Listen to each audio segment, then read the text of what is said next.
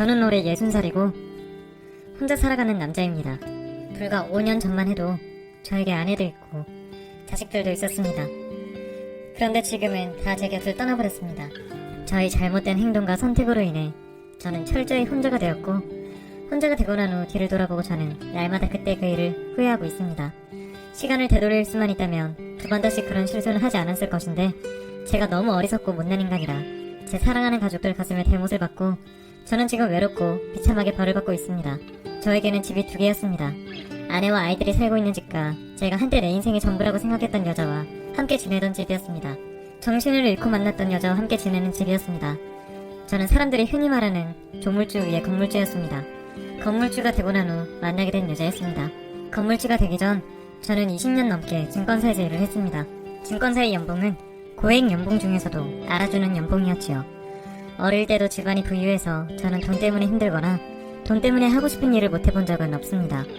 어려움 없이 살았고 아쉬움 없이 살았습니다. 그래서인지 돈 버는 것 외에는 별로 할 줄 아는 것이 없었습니다.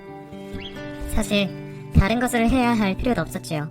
제가 미혼일 때는 부모님이 모든 걸 다 뒷받침해 주셨고, 결혼하고 난 후에는 아내가 저희 모든 것을 챙겨주고 관리해 주었으니까요. 아내는 똑똑했지만 저밖에 모르는 사람이었습니다. 아내는 고향 중고등학교 1년 후배이자 고향 친구의 여동생이었습니다. 제가 아내를 처음 본 것은 중학교 3학년 때 친구 집에 놀러갔을 때였습니다.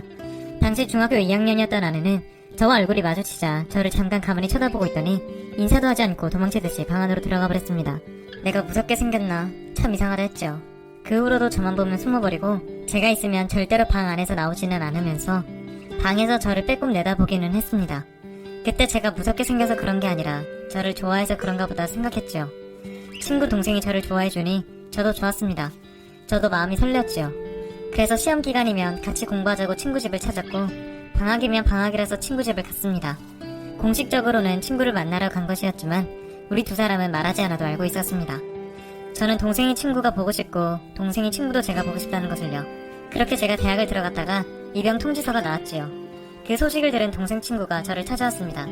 그리고는 군대 간다는 소식 들었다고 눈물을 글썽이는 겁니다. 그때 제가 물었습니다. 나 많이 좋아하냐고요. 그랬더니 고개를 끄덕이더군요. 그래서 나도 너 많이 좋아해. 그리고 군대 갔다 오면 사랑하게 될 것 같다고. 그러니 군대는 갔다 와야겠으니 군대 간다고 슬퍼하지 말고 나를 기다려주겠냐고 했더니 3년이 아니라 30년도 기다리겠다고 했습니다. 우리의 본격적인 연애는 그때부터 시작되었고, 저는 동생 친구가 단 하루도 빠지지 않고 보내주는 편지 때문에 아무리 힘든 훈련도 견딜 수 있었습니다. 군대 다녀온 후 우리는 양쪽 부모님께 제대로 인사를 드리고 결혼을 전제로 교제했고, 제가 직장을 잡은 후 우리는 바로 결혼했습니다. 아내는 저에게도 잘했고 저희 부모님에게도 정말 잘했습니다. 남들은 우리 부부를 보고 아내가 저를 하늘 떠받치듯 한다고 우스갯소리를 할 정도였습니다. 아내는 어딜 가나 늘 저만 바라보았습니다. 그래서 제가 표정만 봐도 무엇을 하는지 무엇이 필요한지 말하지 않아도 다 알아서 해주었습니다. 아내가 너무 제 손발처럼 움직여주어서 제가 아내에게 그렇게까지 안 해도 되는데 왜 그렇게 모든 걸 다 나한테 맞춰주냐고 물어본 적이 있습니다. 그랬더니 아내는 그렇게 하는 것 자체가 행복이라고 했습니다. 처음에는 저에게 너무나 잘해주는 것이 부담스러울 정도였는데 시간이 갈수록 익숙해졌고 그것을 너무나 당연한 듯 받아들였습니다. 그러던 중 저에게 큰 변화가 찾아왔습니다. 우리나라의 주식이 갑자기 과열되기 시작하면서 제가 입사 초기부터 10년간 꾸준히 적금처럼 투자해왔던 모기업의 주식이 급등하기 시작했고, 제가 가지고 있었던 주식의 수익률은 최고 600%까지 올랐습니다. 제가 당시 가지고 있던 주식의 원금이 8천만원 정도였는데 그 돈이 5억이 가까워졌던 것이었죠. 갑자기 주식이 치솟으니 엄청 흥분이 되면서 정신을 차릴 수가 없었습니다. 더 투자를 할까 심각하게 고민을 하다가 이 시장은 너무 가열된 시장이라는 결론을 내리고 주식을 팔아 아파트를 매매했습니다. 제가 주식을 팔고 나오자 과열됐던 주식시장의 거품이 빠지면서 주식이 급락하기 시작했고, 그제야 주식을 팔기 시작한 사람들은 이미 한 발 늦은 것이었습니다. 제가 그때 나온 것은 그야말로 천운이었죠. 아파트 건설붐이 불기 시작할 때 사둔 아파트 한 채가 두 채 값이 나오고, 그 돈으로 앞으로 개발될 가능성이 높은 곳에 투자를 해서 그 일대가 신도시로 개발이 되자 아파트 값이 3배로 올라 투자의 급물살을 타기 시작했습니다. 그때는 아파트를 사고 싶어도 못 살 때였지요. 저는 이것이 내 일생일대의 기회라는 것을 직감적으로 알았습니다. 저는 그 아파트를 팔아서 물이 들어올 때 노를 져야 한다는 명언을 믿고 저는 본격적으로 투자의 눈을 돌리기 시작했습니다. 아파트를 판 금액의 절반은 월세를 받을 수 있는 상가 건물을 사고 나머지 돈은 또 다른 개발 지역을 찾아서 투자를 했습니다. 그런 시간을 10년을 보냈죠. 저는 이제 더 이상 직장 생활을 하지 않아도 충분히 생활이 될 만큼의 부동산과 현금을 보유할 수 있었고, 저희 직장은 증권사가 아닌 대한민국 부동산 시장이었습니다. 사람은 끼리끼리 모이게 되어 있어서 그쯤 제 주변에는 부동산 투자하는 사람들이 굉장히 많았습니다. 그 중에는 유명 모 연예인도 있었고요. 기업인, 정치인, 졸부, 다양한 사람들이 있었습니다. 그러던 중 저는 한 여자를 알게 되었습니다. 그 여자는 부동산계의 큰손이라 불리는 여자였고, 그 여자의 투자 방식을 배우고 싶은 사람들이 넘쳐났습니다. 저 역시 그중 한 사람이었죠. 투자에 성공할 수만 있다면 어떻게든 가까워지고 친해져야겠다는 생각이 들었습니다. 다행인지 불행인지 그 여자는 자신을 쫓아다니는 수많은 투자자들 중에 저에게 눈을 돌렸습니다. 저에게 관심을 보였고 저와 함께 많은 정보를 나누고 싶어 했습니다. 우리는 서로가 지금까지 어떻게 투자해왔는지 서로의 의견을 나누게 되었고, 그중 서로 배울 점들을 배우면서 서로의 안목에 감탄하게 되었지요. 그렇게 우리는 자연스럽게 함께하는 시간이 많아지면서 가까워졌습니다. 무엇에 홀린 듯 저는 그 여자에게 빠져들었고, 그 여자도 마찬가지였습니다. 무엇에 홀려있을 때는 정말 제 주변에 아무것도 보이지 않았습니다. 부모도 자식도 아내도 눈에 들어오지 않았습니다. 가족들이 어떻게 사는지도 관심이 없고, 오직 저는 그 여자와 함께하는 시간들에만 관심이 있었지요. 그런 저의 변화를 가장 먼저 눈치챈 사람이 아내였습니다. 저의 모든 것을 정리하고 뒷바라지 해주는 사람이니 모를 리가 없었겠지요. 아내가 하루는 눈물을 글썽이면서 저에게 물었습니다. 왜 마음이 변해버렸냐고요. 저는 시치미를 떼고 무슨 소리냐고, 바쁜 사람한테 무슨 말을 하려고 그러냐고 오히려 역정을 내었지요. 그랬더니 아내는 나 다 알아요. 당신이 얘기를 안 해도 내가 당신을 일일이 따라다니지 않아도 당신이 어떤 마음을 가지고 있고 어떤 생각을 하는지 다 알아요. 당신 눈빛이 예전 같지가 않아요. 소접는 백정처럼 눈이 희번뜩거리고 지금 당장이라도 무슨 일을 저지를 것 같이 보여요. 하더군요. 저는 속으로 뜨끔했죠. 제 속을 빤히 들여다보고 있는 것처럼 부끄러웠습니다. 그래서 저는 소리를 질렀습니다. 나 지금 무슨 쓸데없는 소리를 하는 거야. 말이 되는 소리를 해야지.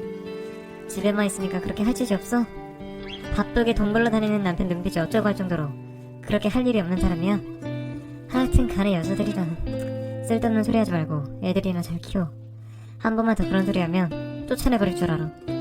제가 미안하다 소리는커녕 오히려 큰 소리를 치자 아내는 원망하는 눈빛으로 나를 쳐다보면서 눈물만 뚝뚝 흘렸습니다. 뭔가 하고 싶은 말이 더 있는 것 같은데 제가 그렇게 나가니 말도 못하고 소가리만 하는 듯 했지요. 그 후로도 아내는 예언하듯이 몇 번을 제게 말했습니다. 제발 이러지 말라고요. 예전에 자신이 사랑하고 존경했던 그 남편으로 되돌아와달라고 했습니다. 자기는 기다릴 수 없으니 제발 마음을 정리하고 가족으로 돌아오라고요. 그렇게 돌아오기만 하면 저의 과거에 대해서는 그 어떤 것도 묻지 않고 두 번 다시 꺼내지 않겠다고 했습니다. 그때 아내 말을 들었더라면 우리 부부의 결과는 달라졌을까요? 저는 아내가 그럴수록 마음이 계속 흔들렸습니다. 아내에게 그런 모습을 보인 제 자신이 부끄러워서 도망치고 싶기도 했고, 그렇게 애원하며 매달리는 아내가 질리고 답답했습니다. 저는 아내와 얼굴을 마주하고 싶지 않아서 집 밖으로 나돌았습니다. 집은 일종의 탈의실 같은 곳이었죠. 들어가서 옷만 갈아입고 잠시 머물다 다시 밖으로 나왔습니다. 제가 들어가서 옷을 벗어놓으면 아내는 늘 그랬듯 제 옷을 빨아놓고 반듯하게 다림질을 해놨습니다. 제가 돌아오길 기다리고 있는 것이 느껴졌습니다. 그런데 저는 마음을 잡지 못했습니다. 집을 두고 또 다른 집 하나를 만들어 두었고, 그곳은 저와 그 여자만 함께하는 공간이었습니다. 점점 그곳이 편안하고 그곳이 원래 살았던 내 집 같았습니다. 그 여자는 저를 보고 울지도 않고 항상 웃었으며 슬픈 표정도 짓지 않았습니다. 그 여자를 보면 즐거웠고 아내를 보면 우울했습니다. 아내를 그렇게 만든 건 저였는데 그것은 아예 생각지도 않고 있었던 겁니다. 그러던 어느 날 생각하고 싶지도 않은 끔찍한 일이 일어났습니다. 제가 인감도장을 가지러 집에 잠깐 들어갔는데 집안에서 매캐한 냄새가 났습니다. 저는 주변 어느 집에서 불이 난 줄 알았습니다. 그런데 가만히 보니 밖에서 들어오는 냄새가 아니었습니다. 그 냄새는 우리 집 안방에서 나는 것이었습니다. 저는 안방문을 열려고 손잡이를 돌렸는데 손잡이가 돌아가지 않았습니다. 불길하고 좋지 않은 느낌이 들었습니다. 아무리 문을 열려고 해도 열리지 않자 저는 열쇠를 찾을 생각도 못하고 손잡이를 깨부술 것을 찾다가 신발장에 들어있는 공구함이 보이길래 망치를 들고 와서 방문 손잡이를 박살냈습니다. 수십 번을 두드리자 방문 손잡이가 깨지고 저는 방 안에 쓰러져 있는 아내를 발견했습니다. 아내는 방 안에서 번개탄을 피워서 죽으려고 했던 것이었습니다. 아내는 이미 축 늘어져 있었습니다. 아무리 흔들어 깨우고 이름을 부르고 뺨을 두드려도 일어날 생각을 안 했습니다. 저는 아내를 들추 업고 병원으로 달려갔습니다. 응급실로 달려가 의료진을 붙잡고 사람 죽는다고, 사람 좀 살려달라고, 제발 우리 집사람 좀 살려달라고 소리쳤습니다. 저는 제정신이 아닌 상태에서 아내의 상태를 설명했던 것 같고 의료진들은 재빨리 아내를 데리고 들어가 응급조치를 시작했습니다. 아내가 그대로 떠나버릴까봐 너무나 겁이 났습니다. 아내가 그대로 떠나버리면 저 역시 살 수 없을 것 같았습니다. 제가 아내의 숨통을 막아놓은 거나 마찬가지였습니다. 이대로 죽으면 안 된다. 절대 죽으면 안 된다. 살아야 한다. 살아야 한다. 수백 번 수천 번도 더 얘기했습니다. 아내가 죽지만 않는다면, 아내가 살아만 준다면 어떤 고통을 감수해도 좋으니 절대자가 계시면 누구든 우리 아내를 좀 살려주시라고 매달렸습니다. 시간이 얼마 지났는지도 모르는 채 병원 복대에 앉아있는데 아내 이름을 대며 보호자를 찾았습니다. 제가 달려가자 다행히 위험한 상황은 넘겼다고 했습니다. 하지만 후유증이 좀 있을 수도 있다고, 후유증은 여러 가지로 나타날 수 있으니 지켜보자고 했습니다. 저는 임시 입원실에 있는 아내에게도 갔습니다. 아내는 의식에서 깨어나 멍하니 천장만 바라보고 누워있었습니다. 저는 아내에게 다가가서 아내 손을 잡았습니다. 나야, 나 누군지 알아보겠어? 왜 그랬어? 왜 그런 짓을 했어? 미안해. 내가 너무 힘들게 해서 그렇지. 여보, 내가 미안해. 사랑해줘서 고마워. 죽지 않아서 고마워. 내가 잘못했어. 내가 미안해. 나 앞으로 당신한테 잘할게. 나 정신 차릴게. 그러니까 다시는 이런 짓 하지마. 다시는 죽으려고 하지마. 응? 아내에게 얘기를 해도 아내는 저를 멍하니 바라만 볼 뿐 이런저런 아무 말도 없었습니다.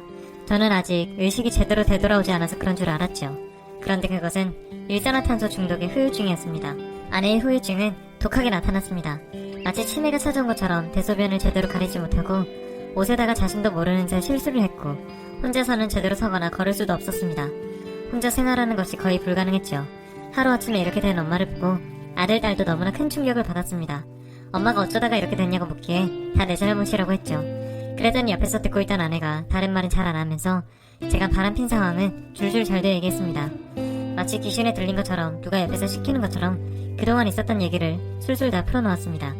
얘기가 끝나고 나면 아내는 다시 말이 없었고 힘들다고 가만히 누웠다가 옷에 다시 실수를 했습니다. 모든 사실을 알게 된 아이들은 저와 눈도 마주치지 않으려고 했고 대학생 아들은 독립해서 살겠다며 나가버렸고 딸도 대학에 들어가자마자 독립해서 나갔습니다. 그리고는 저보고 아버지가 엄마를 이렇게 만들었으니 평생 엄마 옆에서 엄마 뒷바라지하며 속죄하며 살라고 우리는 절대 아버지를 용서하지 못한다고 했습니다. 집을 나가 살기 시작한 아들, 딸은 가끔 지엄마를 보러 오긴 해도 저에게는 눈길도 주지 않았습니다. 어쩔 수 없는 일이었고 제가 저지른 대가를 받는 것이라 생각했습니다. 저는 24시간 아내 곁을 지켰습니다. 저에게 욕을 하면 욕을 듣고 물건을 던지면 물건을 맞았습니다. 그리고 대소변 기저귀를 하루에 8개씩 갈았습니다. 가끔은 그보다 배가 될 때도 있었고요. 병원에 정기적으로 검사를 하러 갔지만 이미 손상된 뇌는 돌아오지 않는다고 했습니다. 아내 곁에 잠시라도 떠날 수가 없어 저는 사람들과의 연락도 다 끊어졌고 세상에 아내와 저만 남은데 주변에는 아무도 없었습니다. 그렇게 2년이 넘게 흘렀습니다. 거의 집에만 있어서 그런지 시간이 갈수록 먹는 족족 체하는 듯 했습니다. 소화도 안 되고 입맛도 없어서 제대로 먹지 못하니 체중도 많이 줄었죠. 거울 속에 비치는 제 모습을 보니 얼굴도 많이 상했고 나이도 많이 들어 보였습니다. 예전에 잘나가고 당당했던 제 모습은 전혀 찾아볼 수 없었습니다. 그런데 몸이 안 좋아도 너무 안 좋은 겁니다. 별로 먹은 것도 없는데 속이 미식거리고 헛구역질이 났고 어떤 날은 실제로 구토를 하기도 했습니다. 아무래도 소화불량이 겹쳐서 그런가 보다 싶어서 병원에 가서 소화제라도 처방받아야겠다 싶어서 병원에 갔습니다. 동네 병원에 갔더니 여기서는 치료되는 게 아닌 것 같다고 최대한 빨리 큰 병원으로 가보라고 했습니다. 저는 알겠다고 일단 집으로 갔죠. 집에 가보니 집안이 그새 엉망진창이 되어 있었습니다. 옷에 볼 일은 얼마나 했는지 온 집안에서 악취가 진동했고 물건을 또 온데 집어 던졌는지 여기저기 흩어져 있었습니다. 제가 들어가니 저한테도 물건을 집어 던지면서 밥도 안 주고 어디를 그렇게 돌아다니냐고 어떤 년 만나고 왔냐고 고래고래 소리를 질렀습니다. 저는 아무도 안 만났으니까 진정하라고 얼른 안에 옷부터 갈아입히고 빨래하고 집 청소를 했습니다. 하루 종일 움직이다 보니 어느새 밤 10시가 다 돼갔습니다. 하루 날 잡아서 병원을 가야 하는데 아내가 걱정이었습니다. 아이들한테 전화하니 제 전화는 받지도 않았습니다. 아내를 혼자 두고 가면 또 오늘처럼 난리가 날 텐데 이걸 어쩌나 고민을 하다가 간병인을 불러서 부탁을 했습니다. 다른 사람보다 돈을 배로 주겠다고 하루만 안에 좀 잘 보고 있어달라고 했습니다. 그러겠다고 해서 저는 안심하고 병원으로 갔죠. 그런데 검사받는 중간에 계속 전화가 왔습니다. 왜 그러냐고 하니까 그 간병인이 말하기를 나는 돈이고 뭐고 다 필요 없으니까 도저히 이 사람은 못 보겠어요. 아니 어떻게 된 사람이 이렇게 개팍해요? 나보고 욕을 하지를 않나 우리 남편 꼬시러 왔냐고 내 머리를 쥐어뜯지를 않나 이 정도면 정신병원에 입원시켜야 되는 거 아니에요? 암튼 나는 더 이상 여기 못 있겠으니까 어서 오세요. 나는 알려드렸으니까 나갑니다. 무슨 일 생겨도 저 원망하지 마세요. 하고 전화를 끊어버렸습니다. 저는 병원 검사를 받는 둥 마는 둥 제대로 마무리도 못 짓고 집으로 돌아왔습니다. 간병인을 보고 제가 바람피운 여자라고 생각했는지 아내는 저를 보자마자 또 욕을 하고 물건을 제고 던졌습니다. 앞으로 간병인도 못 부르겠더라고요. 이거 앞으로 급한 일 생기면 큰일이다 싶었지요. 그리고 며칠 뒤 병원에서 검사 결과가 나왔다고 연락이 왔습니다. 조직 검사를 안 해봐서 확정을 짓기가 그렇긴 하지만 아무래도 위암인 것 같다고 했습니다. 얼마나 진행됐는지 경과를 보려면 정밀 검사를 해봐야겠다고 다시 한번 내어놔라고 하더군요. 아내한테 먼저 눈이 갔습니다. 아내를 두고 어떻게 가나 걱정이 앞섰지요. 다른 병이면 억지로라도 참겠지만 암이라고 하니 더 큰일이었습니다. 치료도 못 받고 있다가 암이 더 퍼지기라도 하면 아내를 돌보지도 못할 것이고 이러다 덜컥 죽기라도 하면 이런 아내를 두고 눈 감을 수도 없을 것 같았습니다. 후회가 파도처럼 밀려왔습니다. 그때 아내가 예언할 때 멈췄어야 했는데, 아니 아예 시작을 말았어야 했는데 나는 어쩌다 그런 어리석은 짓을 해서 내 평생을 스스로 발목 잡고 꼼짝을 못하는지 참으로 한심하고 어리석은 인생이었습니다. 하지만 물은 이미 엎질러졌고 제가 이 순간 할 수 있는 일은 어떻게든 병원에서 검사를 받고 치료든 수술이든 해야겠다 싶었지요. 저는 간병인은 더 이상 안 될 것 같아서 아들 딸에게 문자를 보내서 상황을 설명했습니다. 이러해서 내가 병원에 가야 되니 하루 날 잡아서 네 엄마 좀 봐달라고요. 그랬더니 딸이 연락이 왔더라고요. 날짜가 언제냐고요. 그래서 저는 병원에 예약을 잡고 날짜를 알려주었습니다. 그러자 딸은 조금 난감해하면서 그날은 오전에는 절대 빠질 수가 없는 일이라며 그러면 오전 일 마치자마자 갈 테니 저보고는 병원 가라고 하더라고요. 최대한 빨리 가겠다고요. 저는 그날 오전 10시에 검사가 있어서 집에서 8시 조금 넘어서 집을 나섰고 아내한테는 딸이 올 거니까 제발 얌전히 기다리고 있으라고 그러면 내가 갔다 와서 맛있는 거 많이 해준다고 약속을 하고 갔지요. 그랬더니 그날은 예쁘게도 순순히 말을 잘 듣더라고요. 저는 딸한테 네 엄마 오늘은 괜찮은 것 같다. 너무 서두르지 말고 조심해서 오라고 했죠. 그리고 저는 병원으로 갔습니다. 도착해서 검사를 끝내고 나왔는데 모르는 번호로 전화가 와 있었습니다. 전화를 다시 해보니 경찰서였고 경찰은 임술래 씨 보호자분 되십니까? 했습니다. 제가 그렇다고 집사람이 무슨 사고 쳤냐고 물으니 그게 아니라 이런 말씀 드리기 유감입니다만 임술래 씨 교통사고로 사망하셨습니다. 했습니다. 저는 도저히 서 있을 수가 없어서 근처 의자에 가서 앉았습니다. 그리고 다시 물었죠. 경찰은 똑같은 말을 했습니다. 눈물도 한숨도 나지 않았습니다. 아무 생각도 나지 않았고 머리를 세게 얻어맞은 듯 머릿속이 멍했습니다. 저는 잠시 후 정신을 차리고 병원으로 갔고 아내는 싸늘하게 식어 있었습니다. 어쩌다 이렇게 된 거냐고 물으니 무단횡단을 하다가 그 자리에서 잘못했다고 했습니다. 그리고 저에게 유품이람을 건네준 것이 있었는데 하나는 아내의 신발이었고 하나는 제 사진이었습니다. 아내는 왜 그랬는지 제 사진을 들고 집 밖으로 나갔고 밖으로 나오자 사고가 난 것이었습니다. 아마도 저를 찾으러 나가려고 하다가 그런 일이 일어난 것이 아닌가 하는 생각이 들었습니다. 딸이 도착하기 1시간 전에 모든 일이 일어난 것이었죠. 온 가족 통곡 속에서 장례를 치른 후 저는 다 정리하고 아내가 묻혀있는 곳으로 갔습니다. 병원에 가서 수술해서 살고 싶은 마음도 없었지만 병원에서는 전이도 너무 많이 듣고 시간이 너무 지체돼서 수술이 어려울 것 같다고 했습니다. 항암 치료라도 받겠냐고 하기에 됐습니다. 갈 때 되면 가야지요. 먼저 가서 기다리는 사람도 있고 이만 가야겠습니다. 했습니다.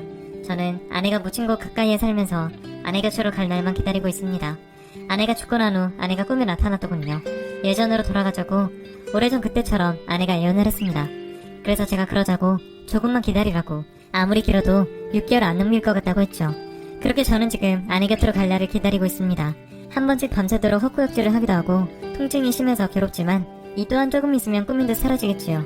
저도 이제 이 세상 살기가 힘들고 무섭습니다. 이제 조용히 자고 싶습니다. 이 글은 여기서 줄여야겠습니다. 긴 이야기 들어주셔서 너무나 감사드립니다.